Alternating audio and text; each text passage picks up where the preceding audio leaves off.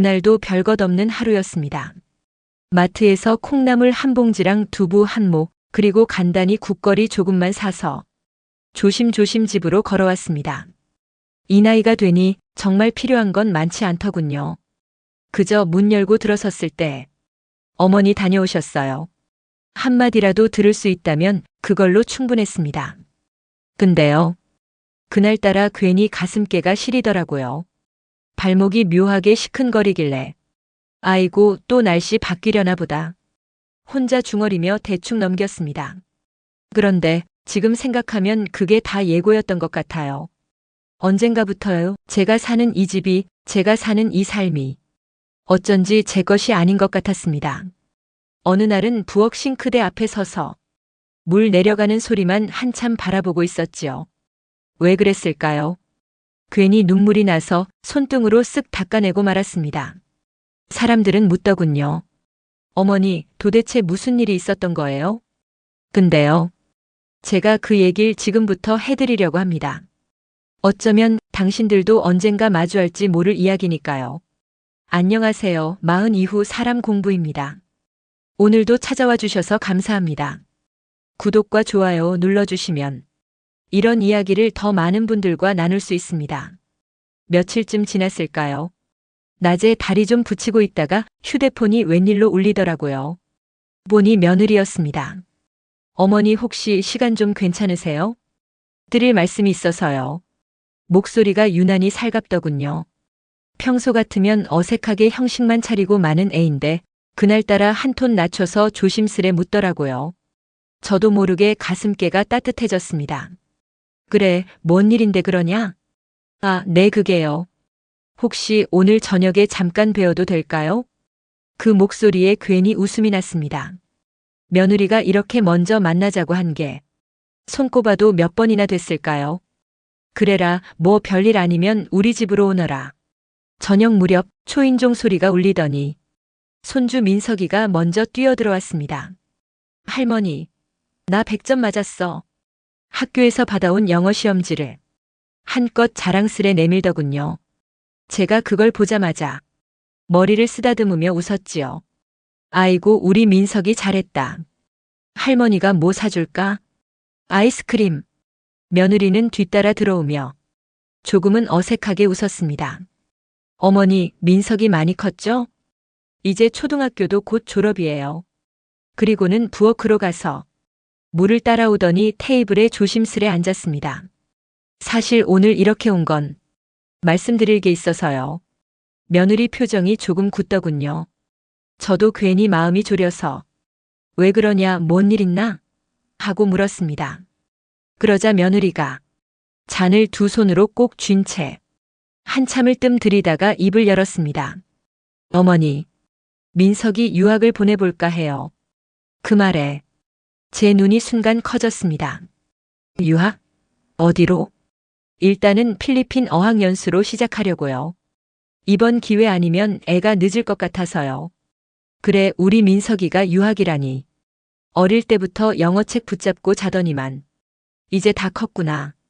저 혼잣말처럼 내뱉자 며느리가 살짝 눈가를 훔치며 말했습니다. 어머니, 사실 저도 마음이 편치는 않아요. 애가 너무 어리기도 하고.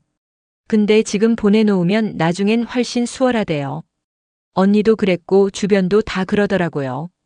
저는 가만히 앉아 며느리 표정을 똑바로 봤습니다. 눈동자가 자꾸 흔들리는 게 좀 이상하다 싶기도 했지만 그보다도 손주에 대한 생각이 훨씬 컸습니다. 그래, 돈이야 있으면 좋지. 얼마나 필요하단다냐. 그제야 며느리가 더욱 조심스럽게 말을 꺼냈습니다. 5천 정도면 우선 어학연수라도 다녀올 수 있을 것 같아요. 5천이란 말에 순간 머릿속이 복잡해지더군요. 하지만 곧장 며느리 얼굴을 다시 보았습니다. 어느새 고개를 푹 숙이고 손가락을 꼭 쥔 채 미동도 없는 모습. 그리고 바로 옆에서 손주가 천진난만하게 시험지에 그려진 별표를 보고 웃고 있었습니다. 그래, 저 애가 공부 더 잘해서 나중에 훌륭해진다면 내가 이 정도 못해주겠나. 마음속으로 그렇게 정리하니 숨이 트이더군요. 알았다. 며칠만 기다려라. 할머니가 그 돈 마련해서 주마. 그 순간 며느리가 깜짝 놀란 눈으로 절 보더니 갑자기 두 손을 붙잡았습니다. 어머니 정말 감사합니다. 저 이번엔 정말 잘 해볼 거예요. 저는 말없이 고개를 끄덕였지만 속으로 생각했습니다. 잘 해보긴 뭘 잘 해보겠다는 건지. 그래도 우리 민석이 위해서라면 할미는 뭐든 해볼란다. 그때까지만 해도 이 돈이 어떻게 쓰일지 저는 정말 꿈에도 몰랐습니다. 며느리에게 돈을 보내고 나니 괜히 가슴이 후련했습니다. 그래, 이제 민석이 유학 잘 준비되겠지. 그렇게 며칠은 마음이 놓였지요. 그런데 이상하게도 며느리가 전처럼 종종 걸려오던 전화가 싹 사라졌습니다. 전엔 주말 저녁쯤 되면 어머니, 이번 주는 뭐 드셨어요? 그렇게라도 묻곤 했는데 이제는 통소식이 없었습니다. 며칠을 참고 기다리다가 제가 먼저 전화를 해봤습니다. 어머니 죄송해요. 지금 민석이 학원 앞이라. 아, 네, 지금 운전 중이라서요. 늘 이런 식이었습니다. 처음엔 정말 바쁜가 보다 싶어 별말 않고 끊었습니다. 그러다 며칠 후 또 마음이 쓰여 전화를 걸었지요. 어머니 죄송해요. 아, 제가 지금 마트 계산대라서요. 다시 전화 드릴게요. 하지만 그 다시 전화가 오질 않더군요. 며느리에게 직접 연락하기도 민망해 아들에게 톡을 보냈습니다. 민석이 유학 준비 잘 돼가냐? 필요한 거 있으면 얘기해라. 아들은 네 어머니 잘 알아보고 있어요. 하고 이모티콘 하나 달랑 붙여서 답장을 보냈습니다. 답장은 왔는데 왜 이렇게 마음이 허전하던지요. 며칠 뒤엔 제가 장을 보고 돌아오는 길에 마트 주차장에서 며느리 차를 봤습니다. 마침 내려오는 걸 보고 손을 살짝 들어 인사했는데 며느리는 허둥지둥 고개만 까딱하고 곧장 어디론가 전화를 걸더니 급히 차를 몰고 나가버리더군요. 멀어져가는 뒷모습을 보는데 이상하게도 가슴께가 쿡쿡 찔렸습니다. 아유 유학 준비하랴 장보랴 정신없겠지. 스스로 애써 그렇게 넘겼습니다. 또 어느 날은 밤에 잠이 안 와 뒤척이다 며느리에게 톡을 넣었습니다. 얘야 혹시 민석이 여권은 만들었니? 필요하면 할미가 같이 가줄까? 몇 시간 뒤 새벽 2시가 넘어서야 답장이 왔습니다. 어머니 죄송해요. 오늘 하루 종일 민석이 학원 상담이랑 필리핀 어학원 전화 돌리느라 정신이 없었어요. 읽고 나니 아 정말 바쁘긴 바쁜 모양이다 하면서도 이상하게 마음 한구석이 싸했습니다. 그러다 또 며칠 후 며느리에게서 전화가 왔길래 반가운 마음에 얼른 받았지요. 어머니 내일은 조금 늦게 통화 괜찮으실까요? 민석이 요즘 학원 스케줄이 너무 타이트해서요. 그 말이 뭐라고 괜히 가슴이 철렁 내려앉았습니다. 그래라 바쁠 텐데 몸 상하지 않게 잘 챙겨라. 끊고 나니 왜 그리 서운하던지요. 분명 민석이 유학 위해 돈을 보낸 건데 나는 뭘 이리 눈치를 보나 싶었습니다. 그렇게 한 달이 지나가고 2달이 흐르고 언제부턴가 며느리 목소리에 예전 그 부드럽던 결이 싹 사라져 있었습니다. 저만 혼자 눈치 보고 조심하고 괜히 마음 졸이고 있는 건 아닌가 싶더군요. 그래도 스스로를 다잡았습니다. 유학 준비가 얼마나 정신없겠어. 애 엄마가 저러는 거야 당연하지. 민석이 위해서라면 내가 조금 서운한 건 아무것도 아니지. 그때까지만 해도 진짜 아무것도 모른 채 저 혼자 그렇게 스스로를 달래며 넘어갔습니다. 그러던 어느 날이었습니다. 점심때쯤 친구한테서 카톡 하나가 툭 하고 왔습니다. 야, 이거 혹시 내 며느리 아니냐? 호텔에서 봤다고 해서 저는 뭔가 싶어 사진을 터치했습니다. 그 순간 눈이 얼어붙는 줄 알았습니다. 사진 속에는 며느리가 있었습니다. 확실히 며느리 얼굴이었어요. 호텔 수영장 푸른 물이 반짝거리는 데서 며느리가 친구들이랑 활짝 웃으며 잔을 부딪히고 있더군요. 수영복 차림에 머리는 반쯤 묶어 올렸는데 그 표정이 어찌나 해맑던지요. 잔엔 칵테일이 가득했고 뒤편엔 큼지막하게 제주 인생 리조트 간판이 선명히 보였습니다. 머리가 띵. 정수리를 망치로 맞은 것 같았습니다. 손에 쥔 휴대폰이 순간 미끄러져 떨어질 뻔했어요. 벽을 더듬어 간신히 몸을 붙잡았습니다. 저게 뭐야?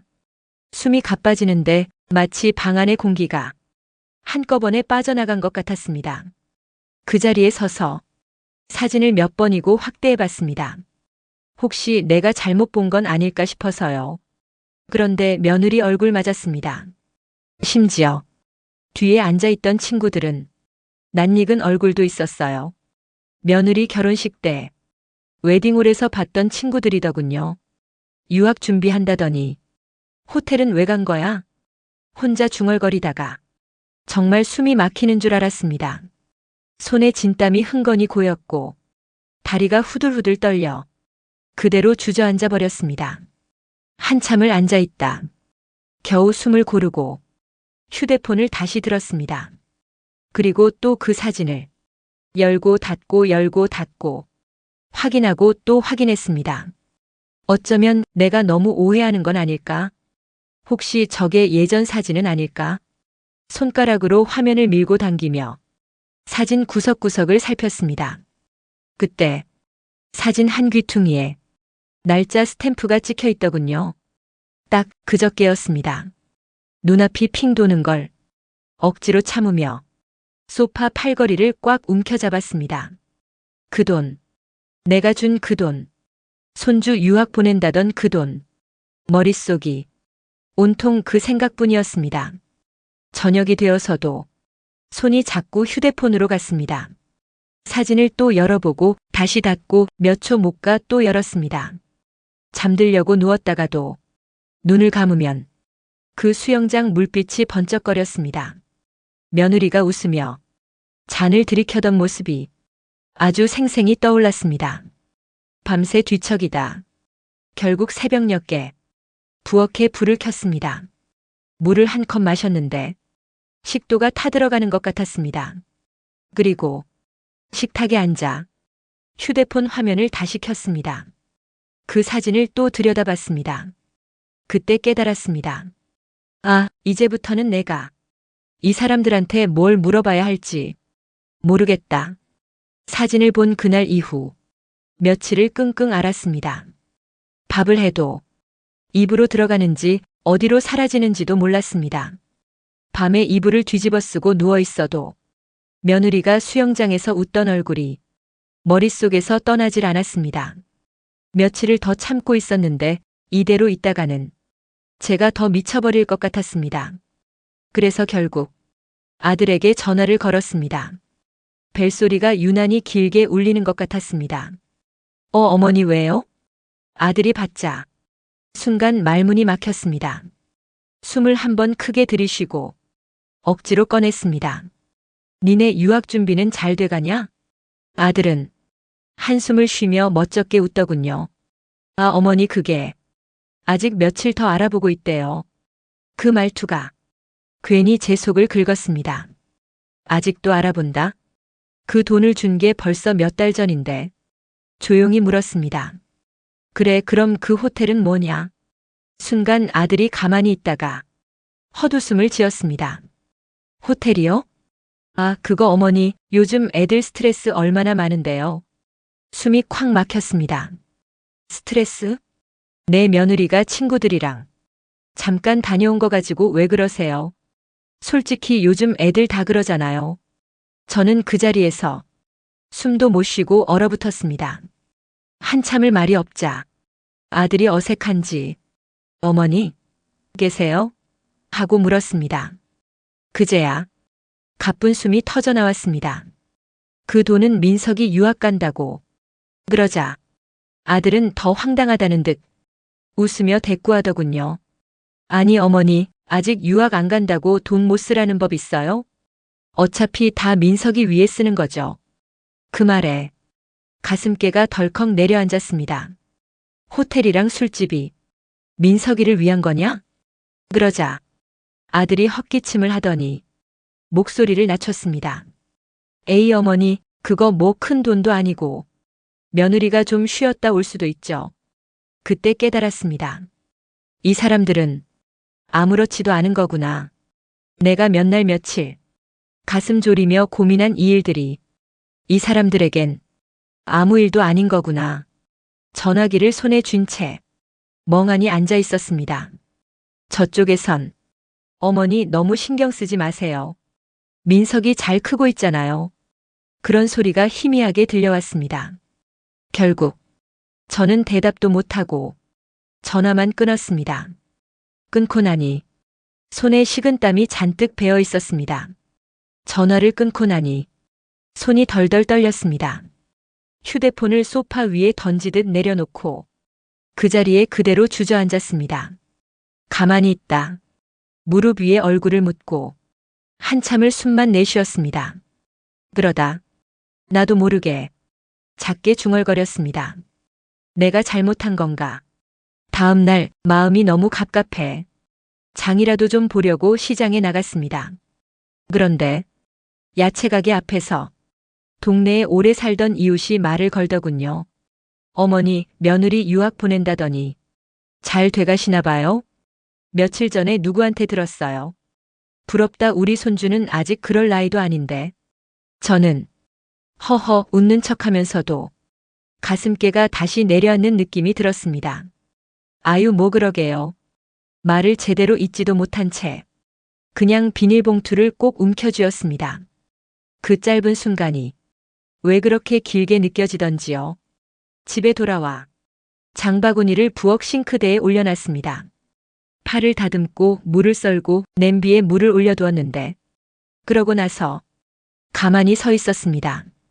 불 위에선 물이 부글부글 끓어오르고 있었지만 제 머릿속은 그냥 하였습니다. 국자로 한번 휘젓긴 했는데 간을 보려고 숟가락을 들었다가 그만 멍하니 멈춰 서 있었습니다. 눈앞에서 수증기가 모락모락 올라오는데도 아무 생각이 없더군요. 이 국을 누구를 위해 이렇게 끓이고 있는 건가? 그 생각이 괜히 서글퍼 숟가락을 천천히 내려놨습니다. 그리고 조용히 숨을 내쉬었습니다.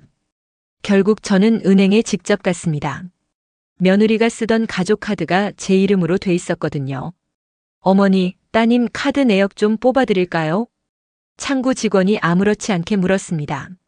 며느리예요. 네, 부탁드려요. 서류를 봤는데 손이 저도 모르게 덜덜 떨렸습니다. 처음엔 호텔 이름이 눈에 띄었습니다. 며칠 전 사진에서 본 그 제주 리조트였습니다. 숙박비가 하루에 100이 넘더군요. 이틀, 사흘, 며칠을 묵은 내역까지 또렷했습니다. 바로 밑에는 마사지샵 이름이 찍혀 있었는데 한 번에 15만 원이 훌쩍 넘었습니다. 그 아래엔 소문난 고급 레스토랑 이름, 이태원에 있는 유명 스테이크 집이었지요. 이건 유학 준비가 아니잖아. 목을대가 저릿했습니다. 내역은 거기서 끝이 아니었습니다. 면세점에서 산 화장품, 시계 매장에서 긁힌 카드값, 그리고 새벽 시간에 찍힌 바 형태의 이름들까지. 술집이야. 이건 그냥 술집이잖아. 가슴께가 쿵 내려앉았습니다. 그 자리에서 다리에 힘이 풀려 창구 옆 소파에 가만히 주저앉았습니다. 서류를 무릎 위에 올려놓고 손가락으로 한 줄 한 줄 짚어가며 다시 봤습니다. 호텔 숙박, 마사지, 술집, 그리고 며칠 뒤 또 호텔, 그 다음엔 쇼핑몰. 이게 내가 손주 유학 보낸다며 건넨 그 돈의 행방이었습니다. 눈앞이 자꾸 흐려져 서류 글자가 출렁거렸습니다. 휴대폰으로 내역 사진을 찍는데 손가락이 자꾸 빗나가 몇 번이나 다시 눌렀습니다. 그러다 문득 머릿속에 며느리 웃는 얼굴이 떠올랐습니다. 그날 내 손을 꼭 붙잡고 어머니, 이번엔 정말 잘 해볼 거예요. 그렇게 말하던 그 얼굴. 숨이 막혀 코끝이 시큰해졌습니다. 내가 저 사람들한테 얼마나 우스운 존재였을까. 창구로 돌아가 서류를 다시 접수하며 괜히 직원에게 물었습니다. 이 카드 앞으로도 며느리가 쓰게 둬야 하나요? 직원은 가족 카드니까 해지하시려면 말씀만 주세요. 다음 달부터 사용 못하게 처리해드리면 됩니다. 아무렇지 않게 답하더군요. 저는 조용히 아니요, 조금만 더 두세요. 조금만 더 하고 말했습니다. 아직은 내가 뭘 어떻게 해야 할지 잘 모르겠더군요. 은행 문을 나서는데 태양이 번쩍 내려앉아 눈이 따갑게 부셨습니다. 그런데도 몸이 한없이 차갑기만 했습니다. 그때 깨달았습니다. 이 사람들은 내 돈이니 내 노후니 할 것도 없이 내 마음을, 내 믿음을 너무나 쉽게 짓밟아버린 거라는 걸. 은행 문을 나와 두 다리가 어찌나 무겁던지 버스를 2번 놓치고서야 겨우 집에 돌아왔습니다. 집에 들어오자마자 테이블에 카드 내역서를 펼쳐놓았습니다. 한 줄 한 줄 또박또박 다시 훑어봤습니다. 호텔, 마사지, 술집. 이게 다 며느리가 쓴 거라고. 그러다 문득 궁금증이 솟았습니다. 대체 어떤 술집이길래 한 번에 20만 원, 30만 원이 찍히나. 종이에 찍힌 가게 이름을 휴대폰으로 하나씩 검색해봤습니다. 첫 번째, 호텔 안에 있는 유명 바. 사진이 뜨는데 어두운 실내, 샹들리에가 반짝이는 고급스러운 공간이었습니다. 아이고, 이런 데를. 두 번째, 한강 전망이 보이는 다이닝 펍. 거기 홈페이지에 예약 번호가 써 있길래 순간 충동적으로 전화를 걸어봤습니다. 네, 인생 펍입니다. 목소리가 상냥했습니다. 저는 순간 당황했지만 조심스럽게 물었습니다. 저 혹시 며칠 전에 마흔카드로 결제된 예약 혹시 확인 가능할까요? 이름은 박진희. 네, 그때 4분 예약하셨던 테이블 맞으세요. 창가 자리로 드렸죠. 4분이요? 순간 숨이 막혔습니다. 네, 여자분들끼리 와서 샴페인 2병에 코스 요리 드시고 가셨어요. 전화를 끊고 나니 손에 식은땀이 흥건했습니다. 그제야 확실히 깨달았습니다. 이 사람들은 민석이 유학준비고 뭐고 그냥 내가 건넨 돈으로 제 세상처럼 즐기며 살고 있었던 겁니다. 며칠 뒤 더 기가 막힌 일도 있었습니다. 시장에서 오랜만에 본 김씨 아줌마가 소근소근 묻더군요. 어머니, 혹시 며느리 제주도 다녀오신 거 들으셨어요? 예. 저번에요. 우리 처제가 거기 리조트에서 일하거든요. 그런데 며느리분이 친구들이랑 와서 우리 시어머니 돈으로 럭셔리하게 호캉스. 그러면서 깔깔대고 웃었다더라고요. 귀가 멍해졌습니다. 입가에 뭔가 미지근한 게 흐르길래 손등으로 닦아보니 눈물이었습니다. 김씨 아줌마는 제가 갑자기 표정이 굳자 황급히 말을 돌렸습니다. 아이고, 그냥 웃자고 하는 얘기예요. 그런가 보다 하세요. 그 말이 더 가시처럼 꽂혔습니다. 집에 돌아와 문을 닫고 들어서는데 괜히 다리가 풀려 신발도 못 벗고 거실 바닥에 그냥 주저앉았습니다. 장바구니에서 무심히 파 한 단이 떨어져 나가 현관 쪽으로 굴러갔지만 집을 나설 때부터 마음이 이미 텅 비어버린 사람에겐 그런 게 보일 리 없었습니다. 얼마나 그렇게 있었을까요?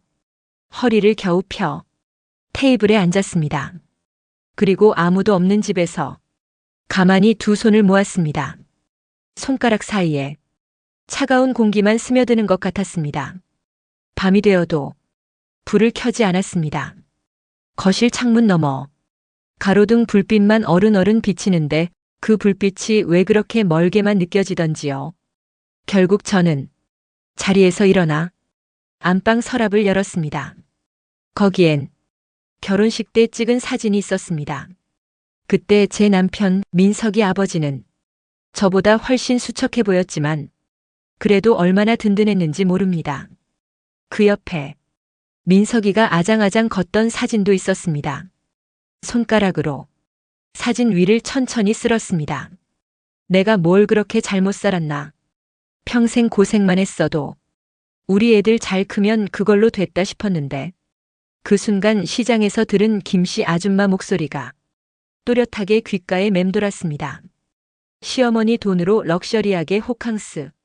그 말이 마치 독처럼 맴돌다 가슴 한가운데를 콕 찔렀습니다. 결국 손에 들었던 사진을 내려놓고 두 손으로 얼굴을 덮었습니다. 숨을 크게 들이쉬었는데 코끝이 아프도록 찬 공기가 훅 들어왔습니다. 눈물이 턱까지 주르륵 떨어졌습니다. 그리고 그 자리에서 조용히 결심했습니다. 이제 그만해야겠다. 이 집도 이 돈도 더 이상은 그 사람들 손에 두지 말아야겠다. 그날 밤 사진을 서랍에 넣고 방문을 닫으니 집안이 괜히 더 낯설었습니다. 누구 하나 불러볼 사람도 없이 조용히 불을 껐습니다. 다음 날 아침 눈을 뜨자마자 곧장 부동산에 전화를 걸었습니다. 수화기에서 내 어머니 어떤 건으로 전화 주셨어요? 하는 상냥한 목소리가 나왔습니다. 저는 잠시 숨을 고르고 단호히 말했습니다. 집 팔고 싶어서요. 가능하면 빨리 좀 봐주세요. 그날 오후 부동산 사람이 집에 왔습니다. 현관부터 방안까지 꼼꼼히 둘러보더니 집 상태가 좋아서 금방 나갈 거예요. 요즘 이런 구조 찾는 사람이 많거든요. 하고 말하더군요. 저는 고개만 살짝 끄덕였습니다. 며칠 뒤 부동산에서 전화가 왔습니다. 어머니, 바로 계약하고 싶다는 분이 계세요. 잔금도 일찍 치르시겠대요. 그때 마음이 덜컥 내려앉는 것 같았습니다. 정말 이렇게 빨리 팔릴 줄은 몰랐는데. 하지만 곧 스스로 다잡았습니다. 그래도 더 미룰 건 없어. 계약서에 도장을 찍던 날 손에 쥔 펜이 조금 떨렸습니다. 부동산 사무실 안에서 사람들이 오가는 소리가 머리 위로 웅웅 울렸습니다. 사인까지 하고 일어서자 중개사가 웃으며 말했습니다. 앞으로 편히 지내세요. 다 깔끔히 정리되실 거예요. 그 말이 왜 그렇게 서글프게 들렸는지 모릅니다. 그 길로 은행에도 갔습니다. 창구 직원에게 매매 대금이 들어올 계좌를 확인시키고 앞으로 이 계좌로만 해주세요. 다른 사람 이름으로는 절대 하지 마세요. 하고 분명히 당부했습니다.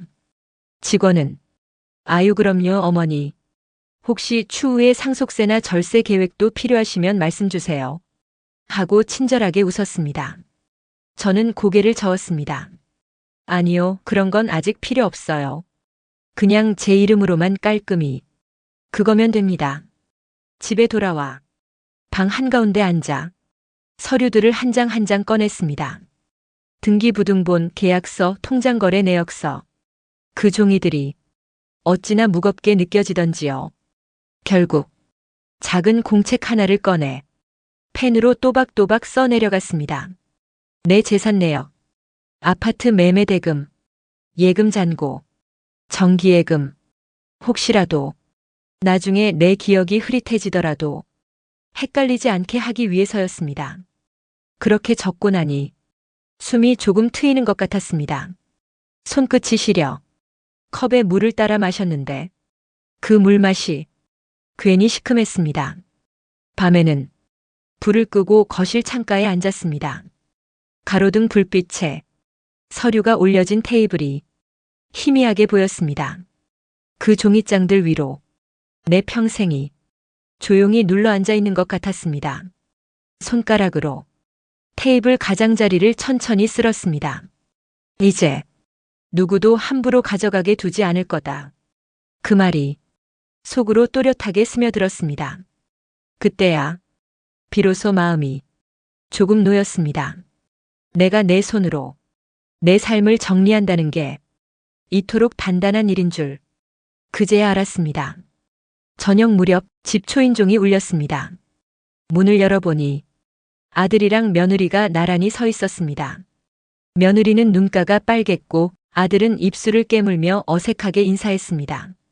어머니, 얘기가 좀 있어서요. 거실에 들어오자마자 며느리가 먼저 입을 열었습니다. 어머니, 이게 다 뭐예요? 집에 부동산이 다녀갔다던데. 그 얘기 저희는 왜 이제야 듣는 거예요? 저는 조용히 소파에 앉았습니다.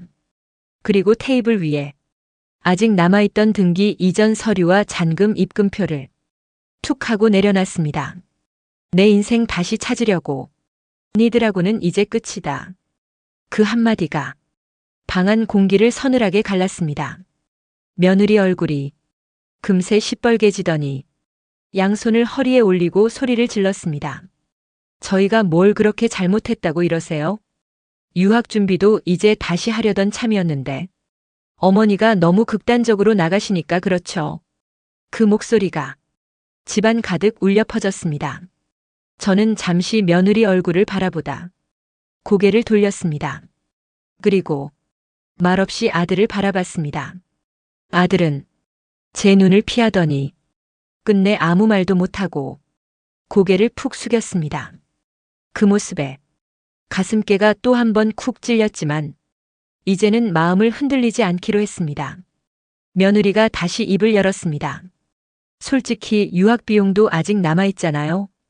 그거 다 민석이 위해서 쓸 거였는데 어머니가 이렇게 해버리시면 저희 뭐가 됩니까? 저는 가만히 며느리를 바라보다 조용히 입을 열었습니다. 니들 내 돈으로 호텔 가서 놀고 술집에서 그렇게 웃고 그걸 다 모를 줄 알았냐? 며느리가 순간 눈이 동그래지더니 당황스러운 듯 말을 더듬었습니다. 그건 친구들이 하도 성화라서 어머님도 아시잖아요. 요즘 애들 다 그렇게 스트레스 푸는 거. 저는 그 말을 들으며 차분히 고개를 저었습니다. 그래.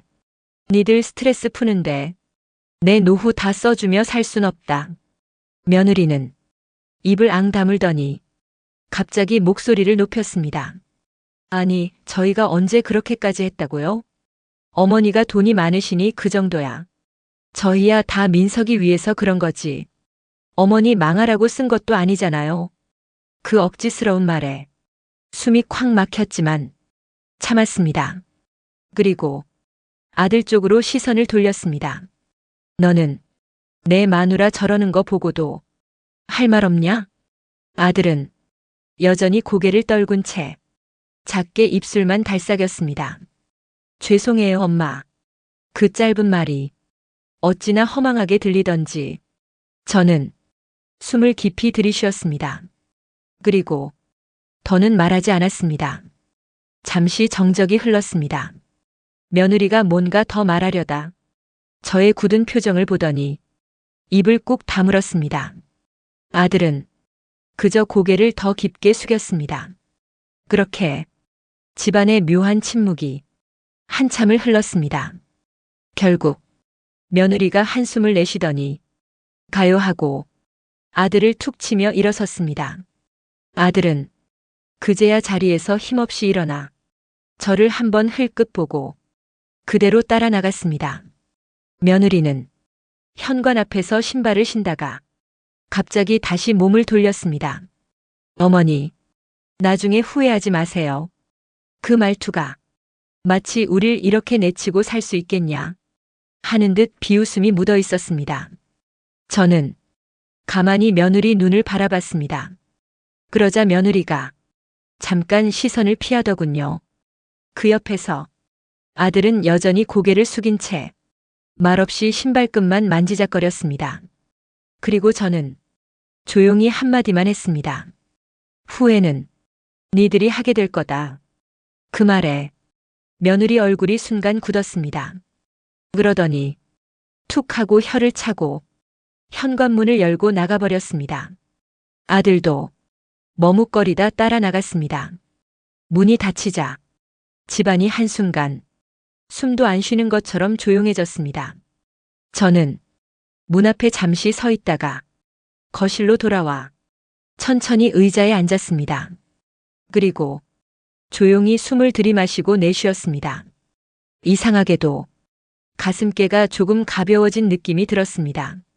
그래, 이제야 내 인생을 제대로 쥔 것 같네. 몇 달이 지났습니다. 집도 팔리고 통장 잔고도 조용히 정리되어 내 이름으로만 깔끔히 남았습니다. 그리고 저는 그 돈으로 작고 조용한 빌라를 하나 얻었습니다. 방 2칸에 작은 거실, 햇살이 잘 드는 창이 있는 집이었습니다. 이사 트럭이 짐을 내리고 간 뒤 혼자 앉아 집안을 둘러봤습니다. 낯선 벽지 냄새와 비어있는 방 안이 처음엔 조금 쓸쓸하게 느껴졌습니다. 그런데 이상하게도 가슴께가 편했습니다. 그동안 살던 집엔 가족 사진, 민석이가 어릴 때 입던 옷까지, 남편의 낡은 낚시 가방까지 수십 년 세월이 쌓여 있었지요. 그걸 다 뒤로 하고 이곳에 와 있으니 내 몸 하나로만 선 느낌이 들었습니다. 며칠 뒤 가구를 조금씩 들였습니다. 작은 밥상 하나, 책을 놓을 낮은 선반, 그리고 동네 꽃집에서 사온 화분 2개. 처음엔 방이 너무 휑하다 싶었는데 초록잎이 제자리를 잡자 그제야 집 같아 보였습니다. 저녁이면 소파에 앉아 혼자 국을 데워 먹었습니다. 예전 같으면 빈 밥상에 더 서러웠을 텐데 이상하게도 그저 조용해서 좋았습니다. 그날도 조용히 밥을 먹고 설거지를 마친 뒤 휴대폰을 꺼냈습니다. 그 화면에 아들 이름이 가만히 떠 있었습니다. 며칠 동안 문자를 보낼까 말까 망설였습니다. 그러다 결국 오늘을 택했습니다. 조용히 문자를 띄워 손가락으로 한 글자 한 글자 눌렀습니다. 앞으로 나 찾지 마라. 필요한 건 내 마음에 없으니. 보내기 버튼을 누르자 곧장 전송 완료 표시가 떴습니다. 휴대폰 화면을 한참 바라보다가 그제야 숨을 내쉬었습니다. 창문을 열어 바람을 들였습니다. 늦은 봄바람이 커튼을 살며시 흔들고 지나갔습니다. 그 바람에 괜히 머리칼이 스쳐 작게 웃음이 났습니다.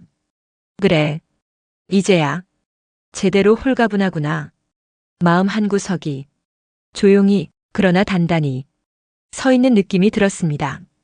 몇 달쯤 지났을까요? 새로 이사온 빌라 동네에도 이젠 어느 정도 익숙해져 가끔 슈퍼 주인이 먼저 인사도 건넬 정도가 됐습니다.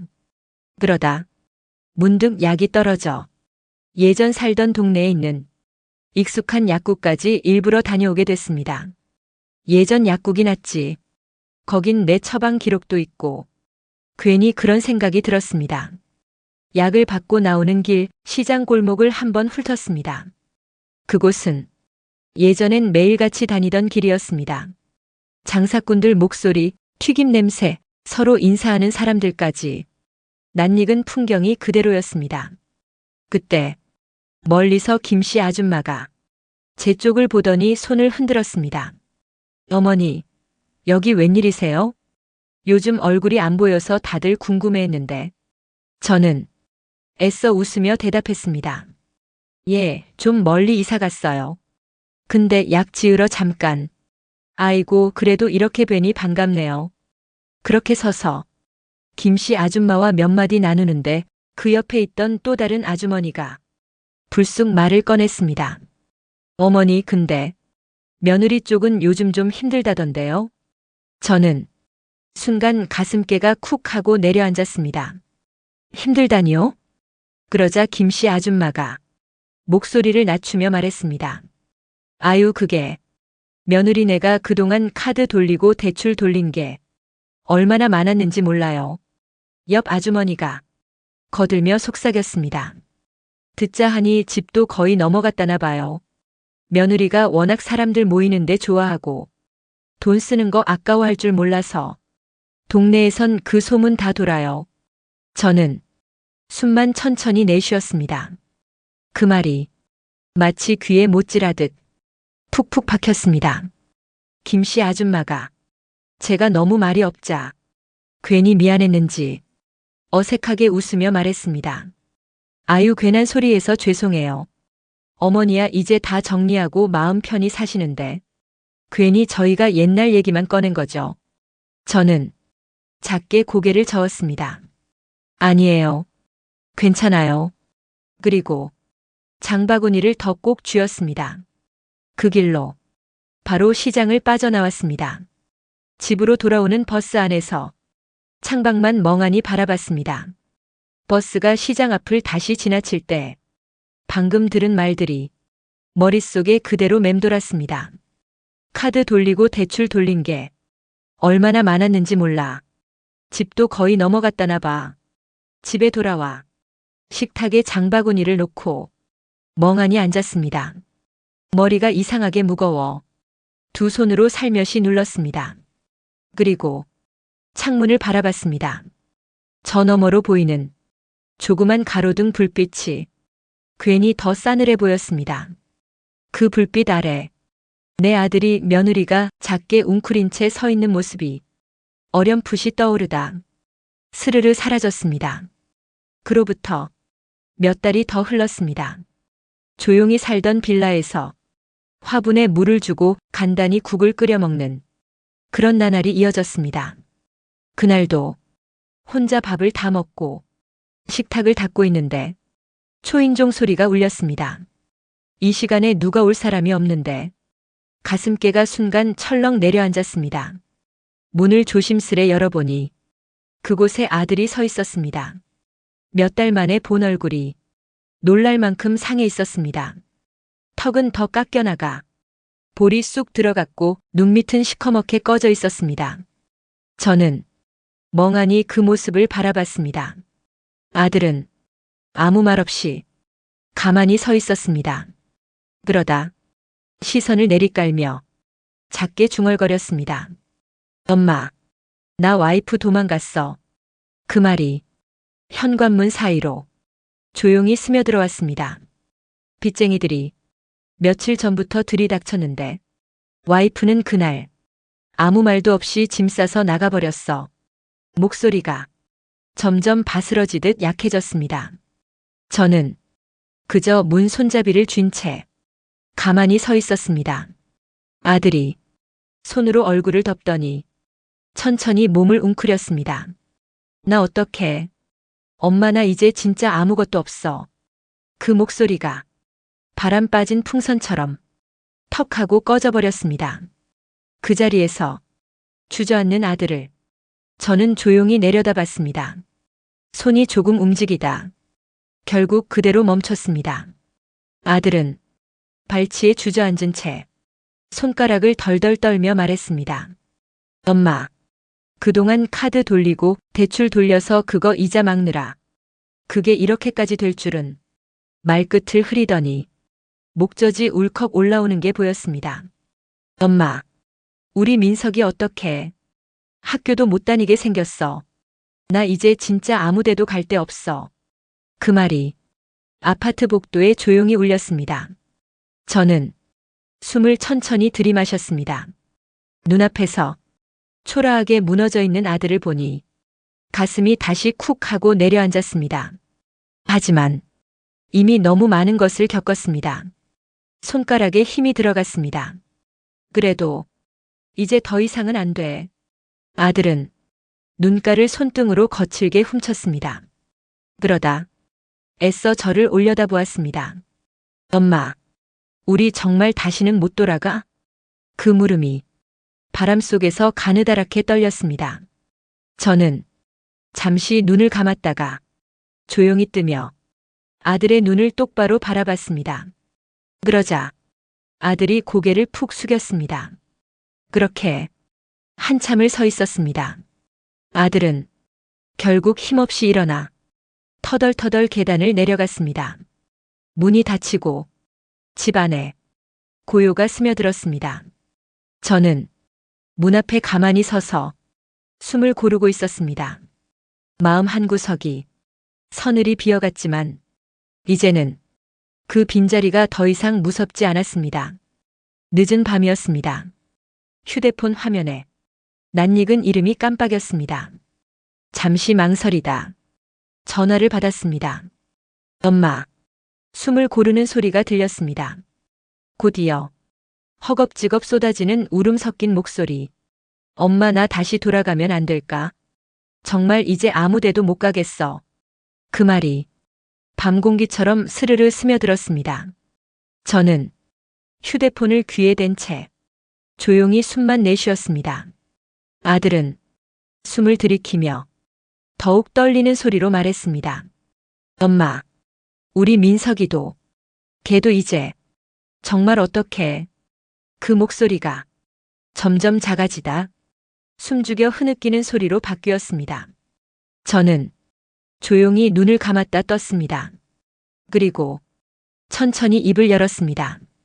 너도 이제 내 인생 살아라. 그 말을 또박또박 내뱉었습니다.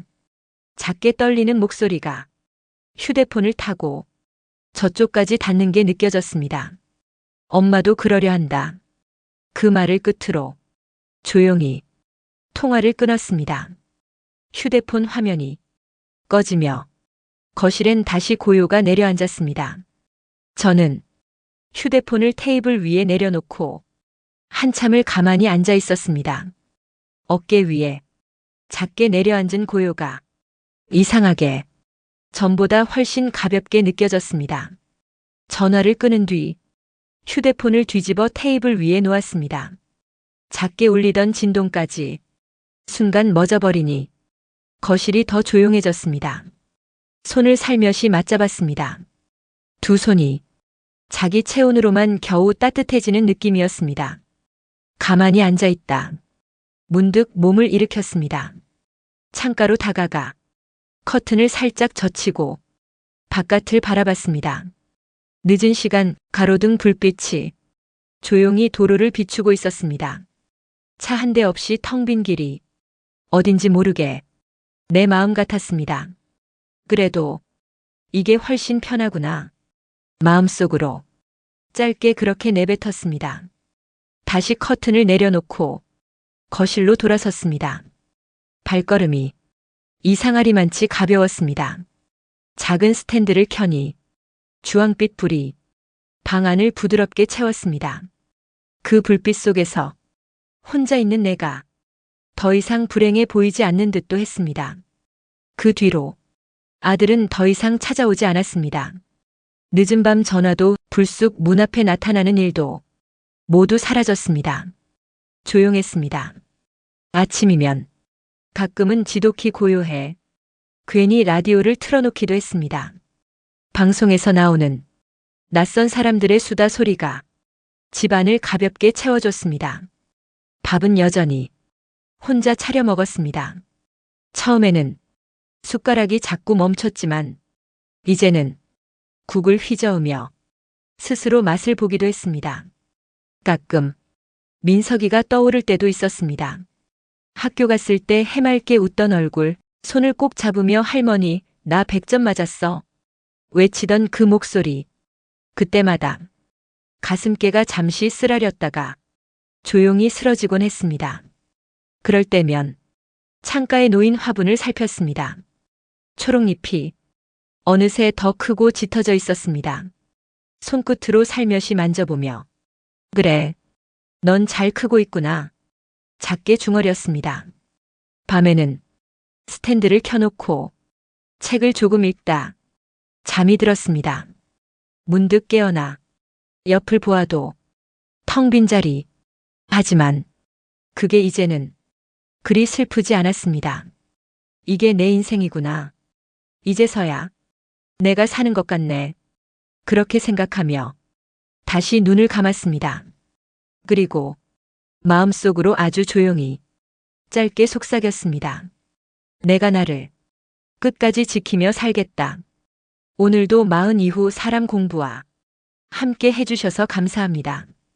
이 사연이 여러분 마음에 작은 울림이 되었다면 좋아요와 구독 그리고 알림 설정 부탁드립니다. 다음 시간에는 또 다른 인생의 이야기로 당신의 하루에 따뜻한 동행이 되어 드릴게요. 감사합니다.